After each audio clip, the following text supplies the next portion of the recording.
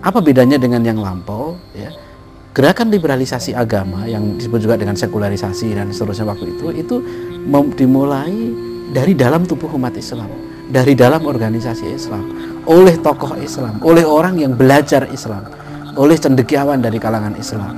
Nah, proses liberalisasi inilah yang kemudian itu berdampak besar. Ya, istilahnya begini, ada pepatah, kalau menghadapi satu musuh di dalam benteng itu lebih berat daripada menghadapi 1000 musuh di luar benteng. Kalau serangan liberalisasi ini dari dalam tubuh umat Islam, dari orang-orang yang sudah terpengaruh oleh paham-paham Barat, ya, maka sangat susah ya, untuk dibendung. Dan ini memerlukan kerja ekstra keras untuk membendung masalah itu dari dalam tubuh umat Islam itu sendiri.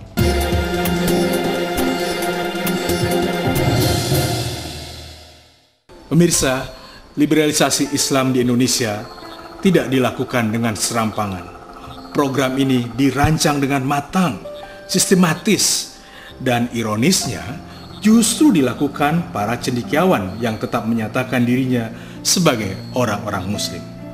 Bahkan, mereka telah menduduki posisi-posisi terhormat sebagai tokoh organisasi-organisasi Islam atau lembaga pendidikan tinggi Islam.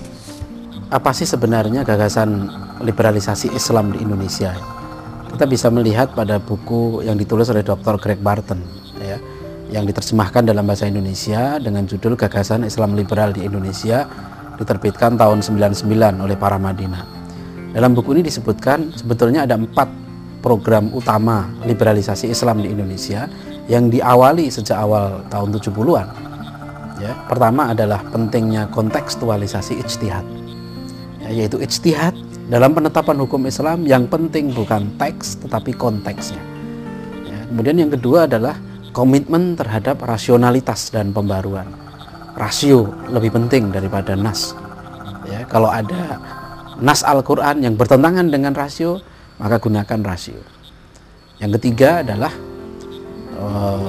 komitmen terhadap pluralisme agama. Nah, 3 hal ini yang sangat penting untuk kita catat. Pertama adalah komitmen terhadap, kita bahas tentang komitmen terhadap pluralisme agama. Jadi ini merupakan program inti, ya, program pokok dari liberalisasi Islam adalah menyebarkan paham pluralisme agama. Ya, paham ini mendekonstruksi, merombak, ya, membongkar keyakinan umat Islam akan agamanya sendiri, bahwa Islam adalah ad-din yang diridhoi oleh Allah. Jadi tidak boleh lagi umat Islam meyakini hanya Islam agama yang diridhoi oleh Allah, hanya Islam agama yang sempurna, agama yang benar. Itu tidak boleh lagi diyakini. Bahkan pluralisme agama ini diterapkan untuk agama lain, semua agama juga sama. Tidak boleh masing-masing pemeluk agama meyakini kebenaran agamanya masing-masing. Ya. Mereka juga mengatakan semua agama adalah benar, semuanya menuju kepada Tuhan yang sama, hanya caranya saja yang berbeda, hanya penampakannya yang berbeda. Nah, jadi bahkan mereka mengatakan kalau seseorang itu meyakini agamanya sendiri yang benar, itu adalah keyakinan yang jahat, itu evil, itu agama jahat. Ya. Charles Kimball menulis satu buku, When Religion Becomes Evil, ketika agama menjadi jahat. Ini paham pluralisme agama, menolak keyakinan khas, keyakinan eksklusif masing-masing pemeluk agama akan kebenaran agamanya sendiri.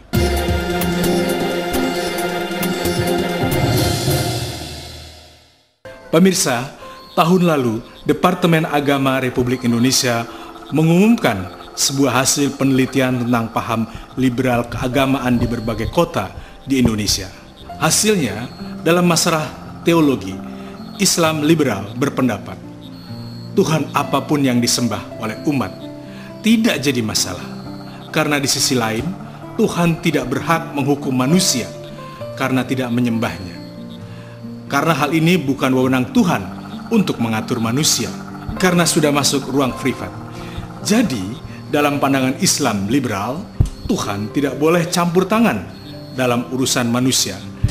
Inilah paham pluralisme agama yang begitu diagung-agungkan dan dicekokkan ke tengah masyarakat oleh kaum liberal. Pluralisme agama itu adalah faham yang melihat, itu faham yang disebut dengan pluralisme agama. Ya, ini istilah khusus dalam studi agama-agama. ya, istilah khusus dalam bidang kajian agama-agama, ya, religious pluralism. Ya, oleh karena itu makna ini harus difahami sebagaimana difahami oleh para ilmuwan mengkaji masalah religious pluralism ini. Mereka membuat definisi bermacam-macam, tapi salah satu definisi yang kemudian dikembangkan dalam paham pluralisme agama adalah paham yang memandang semua agama adalah benar dan tidak boleh setiap pemeluk agama meyakini agamanya sendiri yang benar. Dan paham ini sangat serius karena paham ini sekarang disebarkan oleh berbagai LSM, berbagai lembaga, bahkan sudah masuk ke dalam kurikulum di perguruan tinggi Islam. Paham pluralisme agama ini. Ya. Oleh karena itu kenapa Majelis Ulama Indonesia mengeluarkan fatwa bahwa paham ini bertentangan dengan Islam dan haram bagi umat Islam memeluknya. Ya, dan saya melihat bahwa memang paham pluralisme agama ini sebenarnya satu paham syirik. Karena paham ini membenarkan semua tindakan syirik. Kalau orang mengatakan ya, bahwa semua agama benar, padahal di dalam Islam sudah jelas dinyatakan innalladzina kafaru min ahlil kitab wal musyrikin. Ya, bahkan ahlul kitab itu sendiri ya, disebut oleh Ibnu Taimiyah itu adalah mereka melakukan syirik ya, bil fa'li, meskipun di dalam Islam mereka dibedakan kafir musyrik dengan kafir ahlul kitab, tapi ahlul kitab itu juga mengatakan kemusyrikan. Abdullah bin Umar misalnya mengatakan, apa yang lebih syirik ya, daripada mengangkat seorang manusia sebagai Tuhan, sebagai sekutu bagi Allah, itu tindakan syirik ya. Meskipun demikian Islam memandang Yahudi dan Kristen itu masuk kategori kafir ahlul kitab. Nah, ini yang jadi kemudian dalam pandangan pluralisme agama kita tidak boleh mengatakan itu salah ya, keyakinan seperti itu keliru. Kita nggak boleh mengatakan bahwa orang menyembah patung itu salah. Bagaimana mungkin ya, Nabiullah Ibrahim berdoa wajnubni wabani an na'budal asnam, ya Allah jauhkanlah aku dan keluargaku dari menyembah berhala. Bagaimana mungkin Rasulullah waktu itu memberantas penyembahan berhala. Sekarang datang pluralisme agama mengatakan semuanya benar, semuanya menyembah Tuhan apa saja boleh.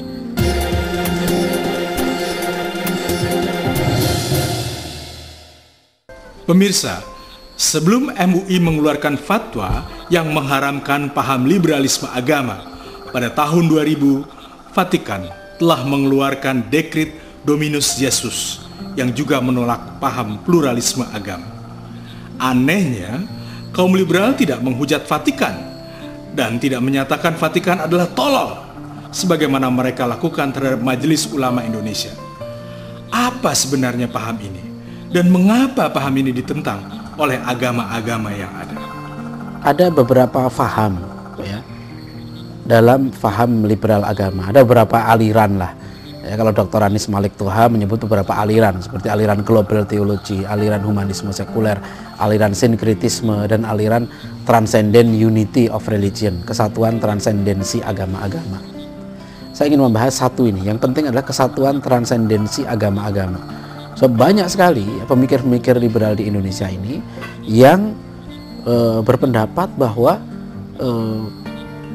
faham-faham agama apapun ya, agama-agama yang ada ini merupakan jalan yang berbeda-beda menuju Tuhan yang sama. Kalau Profesor Huston Smith ya, itu menggambarkan seperti piramida ya, ada jalur Yahudi, ada jalur agama Hindu, ada jalur Buddha, Islam, Kristen, ya, Gatoloco dan sebagainya, semua agama yang lain itu dia katakan itu hanya berbeda pada level eksoterik, level luarnya saja. Jadi maksudnya begini, orang Islam Kristen itu kan menuju Tuhan yang sama, tapi caranya berbeda-beda. Luarnya, eksoteriknya itu berbeda-beda. Tapi batinnya, esoteriknya, mereka bertemu pada level transenden. Ketika dekat dengan Tuhan itu, mereka sebenarnya bersatulah agama-agama. Makanya paham ini disebut dengan kesatuan transendensi agama-agama. Kalau Nur Khalis Majid menggambarkan agama-agama ini seperti jari-jari satu roda, ya, menuju pada pusat roda yang sama. Asnya itu, ya, menurut Nur Khalis Majid itu adalah Tuhan, itu God. Jadi semua agama ini katanya menuju pada Tuhan yang sama, hanya jalannya yang berbeda-beda. Oleh karena itu masing-masing agama nanti, ya masing-masing tidak boleh mengatakan yang lain salah. Ini namanya paham kesatuan transendensi agama-agama. Atau kita telusuri lebih jauh lagi, paham ini berasal dari Freemason, ya, dari kelompok teosofi. Nah, ini salah satu paham pluralisme agama yang banyak disebarkan di Indonesia.